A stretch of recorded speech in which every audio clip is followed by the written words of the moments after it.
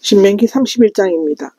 신명기는 27장 30절까지의 세 번째 설교로 사실상 마무리되었죠. 여기 31장에서 34장까지는 부록과 같은 것으로 40년 동안 이스라엘 백성을 인도해왔던 모세가 자신의 인생을 끝내고 그 지도권을 여호수아에게 넘겨주는 과정을 기록하고 있습니다. 이로써 출애굽 시대가 막을 내리고 가나안 개막 시대가 열리기까지의 역사적 전환기에서 일어났던 역사적 사건들이 다루어지고 있는데요.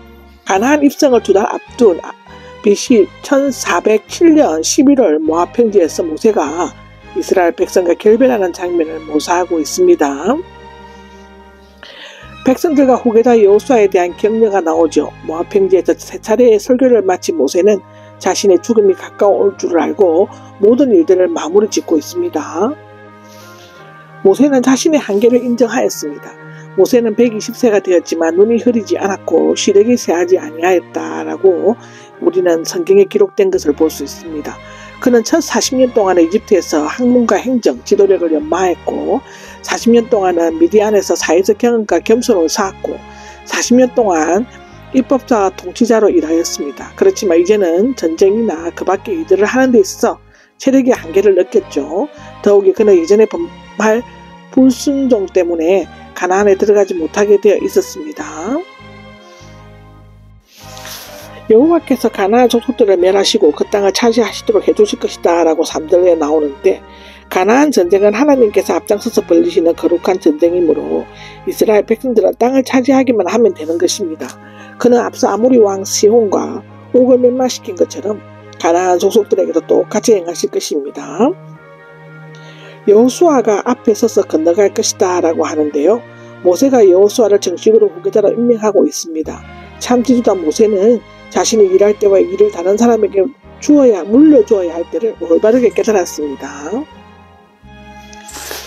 모세는 여호수아에게 3가지 당부를 하죠. 첫째는 마음을 강하게 하고 용기를 내라는 것입니다. 6절 7절에 그러는데요. 마음을 강하게 한다는 맹수가 먹이를 공격할 때 무엇인가를 힘있게 움켜쥐고 놓지 않는 것을 의미하는데 용기를 내다는 육체적으로나 심리적으로 힘을 내는 것을 말합니다.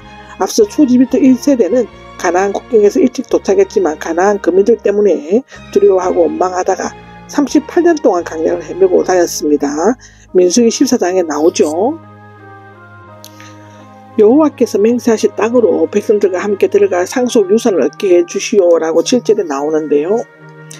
즉 자신은 그 일을 완수하지 못했지만 차질 없이 끝까지 그 일을 계속해 나갈 것을 당부하는 것입니다. 여호수아는 이미 오래전부터 군대의 지휘관으로 활약하면서 모세의 권한을 대행하고 있었습니다. 출애굽기 17장, 민수기 27장에 나오죠.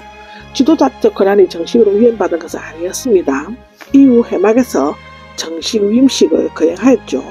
모세가 전체 회중 앞에서 이런 당부의 말을 한 것은 여호수아의 권위를 높임으로써 모두가 그의 명령을 따르게 하고 또 가나안 정복이라는 최종적인 사명을 분명히 깨닫게 하기 위함이었습니다. 여호와께서 앞서 가시고 함께 하시고 떠나거나 버리지 않으실 것이다 라고 8절에 나오는데요. 이것은 이스라엘의 참된 지도자는 모세나 여호수아가 아니라 하나님 자신임을 일깨워주고 있습니다.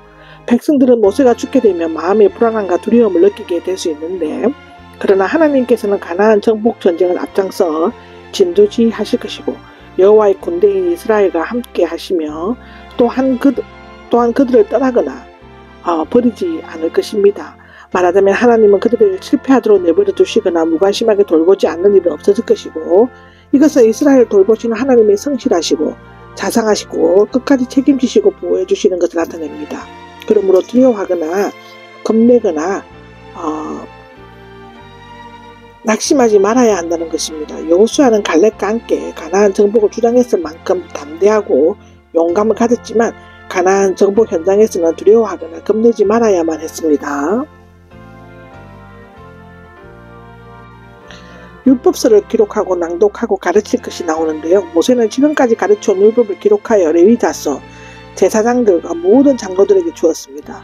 이 율법서가 언약궤 옆에 보관된 것을 보면 모세 오경 전체의 가능성이 많은데 더욱 이 구절은 모세 오경의 저자가 모세의 힘을 강력히 뒷받침해주고 있죠. 이 율법서를 백성들 앞에서 읽어줄 것인데요. 이 율법서는 매 7년의 마지막 해 곧 정기적인 단감으로 해로 정해진 초막절에 제사장들과 장로들이 읽도록 했는데 특히 이집트에서 해방과 강야의 초막생활을 기념하고 땅의 소출에 대한 수확을 감사하는 초막절에 읽게 한 것은 공동체 전체가 하나님의 뜻과 명령을 잘 깨달아 알게 하고 감사절기에 맞춰 여호와를 더욱 경외하고 율법을 지켜 행하도록 권하기에 적절한 시기였기 때문이라고 합니다. 이 율법서를 자손들에게 가르칠 것이 12절 13절에 기록되어 있는데 원래 초막절에는 남자들만 참여했습니다. 정기적인 탕감의 해로 정해진 7년째 되는 초막절에는 온 이스라엘 백성 곧 남녀노소와 외국인이 다 모여있고 언약의 축복을 즐거워하는 모든 자들은 그것을 순종하는 것에 대해서도 알아야 했습니다. 이스라엘의 미래 역사는 율법책에 기록된 하나님의 말씀에 대한 순종 여부에 따라 완전히 달라지게 되는데요. 무엇보다도 가장 중요한 것은 그 율법을 지켜 행하게 하고 자손들에게 가르쳐 여호와를 경외하는 것이었죠. 이스라엘의 미래에 대해서 예고를 14절에 했습니다.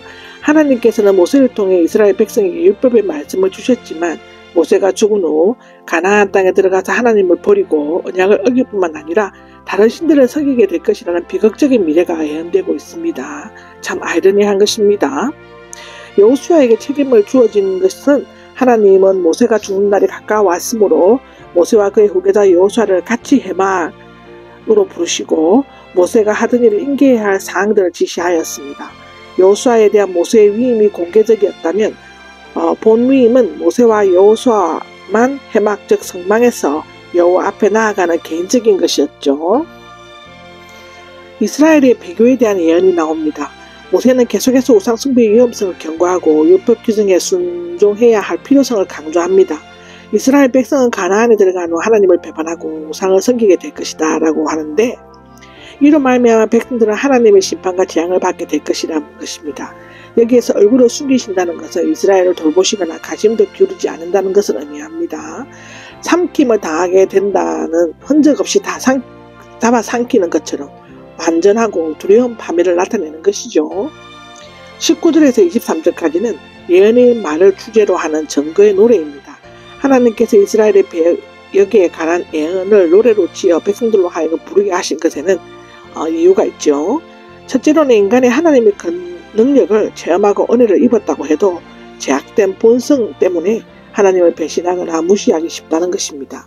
자신이 지은 죄 때문에 징계를 받지만 불평을 한다는 것이고 하나님께서는 백성들을 깨우치려고 부르짖는 호소에 침묵하신다는 것, 하나님께서는 택한 백성을 버리지 않고 궁극적으로는 구원을 하신다는 것입니다.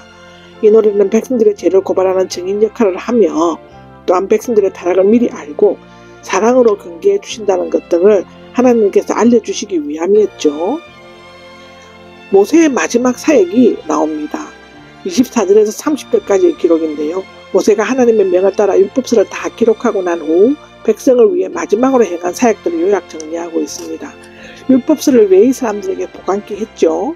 모세는 자신의 사역을 마무리하면서 모든 율법책에 기록하여 언약궤를 매는 웨이 사람들로 하여금 하나님의 언약궤에 보관했습니다. 원래 언약궤를 운반할 때는 포장은 제사장들이 하고 매는 것은 고핫 자손이 하도록 되어 있었습니다. 그러나 가나안에 들어간 이후에는 제사장이 직접 언약궤를 메었다고 합니다. 이 율법의 말씀이 기록된 책은 언약궤의 속이 아니라 그 곁에 두어야 했습니다. 그 이유는 율법 역시 십계명과 같이 거룩한 것으로 여기고 소중히 간직하며 지켜야 하기 때문이죠. 27절에서 30절까지가 증거의 노래가 왜 필요한가를 기록하고 있습니다.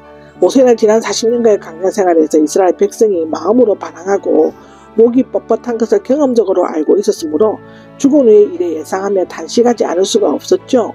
모세는 장로들과 지도자들을 모으게 하고 하늘과 땅을 증거 삼아 이 말씀을 전하게 하였습니다. 왜냐하면 그는 이스라엘 백성이 가나안 땅에 정착하고 번창하며 타락을 하고 하나님을 떠나 율법을 버리고 우상숭배의 죄에 빠져 하나님께로부터 재앙을 당하게 될 것임을 알았기 때문이죠. 그래서 이스라엘 백성으로 하여금 정거의 노래를 부르게 함으로써 여호와께 순종해야 할 그들의 책임과 그들에게 심판이 임한 것이 자신들의 배역함 때문이라는 것을 깨닫도록 하였습니다. 그렇지만 그들이 혹독한 심판을 당하고 난 뒤 국률하신 하나님께서는 주의 백성이 회개하고 돌아올 때 그들을 구원하시고 그들의 적들에게 보복하실 것입니다.